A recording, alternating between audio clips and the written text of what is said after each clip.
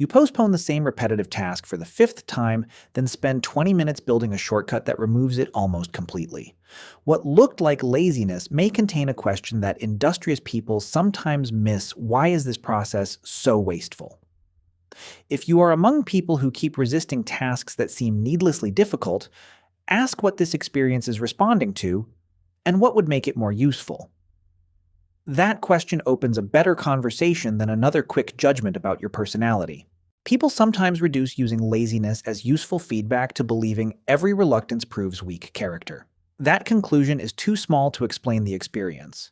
Resistance can reveal friction, poor design, low-value depleted energy, or unnecessary repetition. Used carefully, that signal can lead to simplification, automation, batching, delegation, or a better default.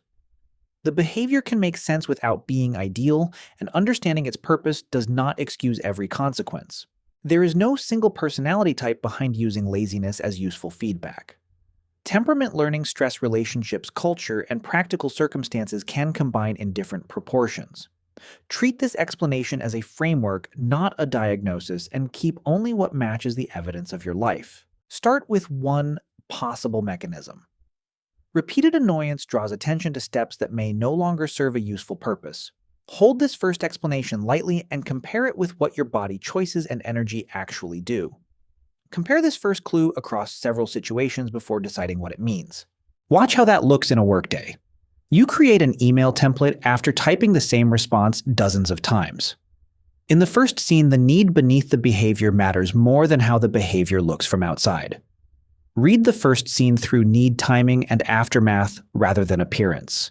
A second layer is easy to miss.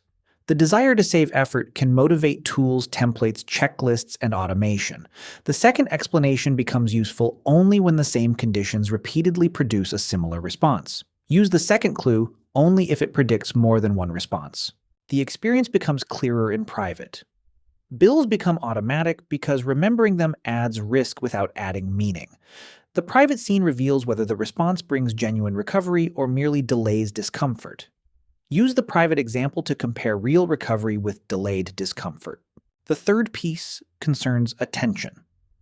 Starting costs become smaller when materials, decisions, and instructions are prepared in advance. For the third explanation, distinguish what you observed from the meaning you assigned afterward. Keep observation and interpretation separate while testing the third clue. Social situations add another clue.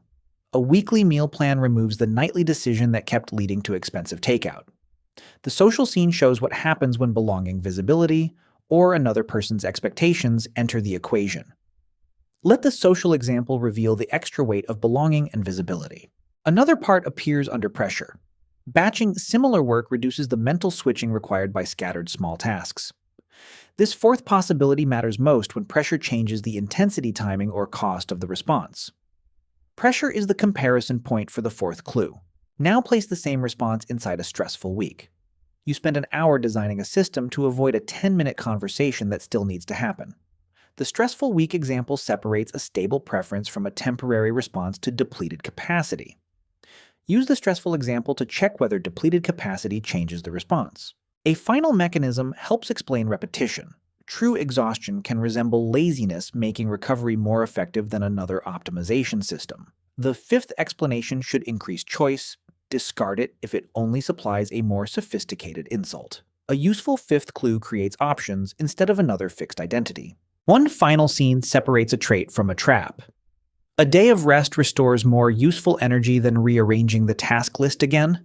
The final scene asks whether the behavior remains flexible when circumstances, energy, or relationships change.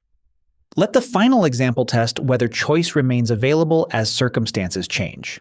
To make the efficiency pattern more precise, compare three conditions: a rested day, a depleted day, and a day spent with people who feel safe. Notice whether the response changes in speed, intensity, or cost. If it shifts with context, the context belongs in the explanation. That comparison prevents one difficult moment from becoming a permanent identity. Look for a counterexample to efficiency as carefully as you look for confirmation. Remember a time when the usual response did not happen, happened less strongly, or ended sooner. Ask what was different about preparation, energy, environment, expectations, and support.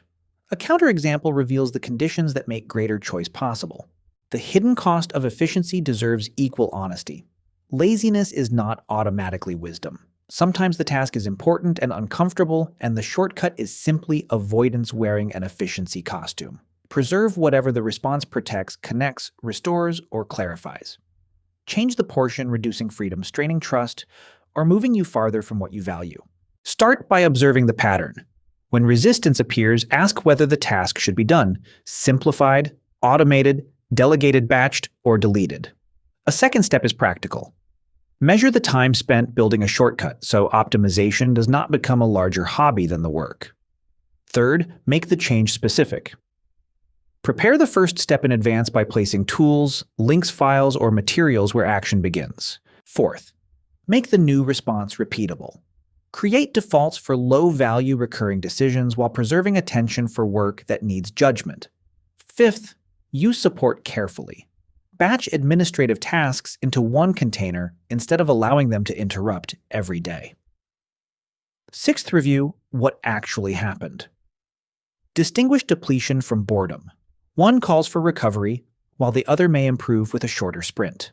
Finally, know when more support is needed. Keep the unavoidable part visible and complete it directly, rather than hiding it beneath endless system design. Useful laziness removes waste while protecting outcomes.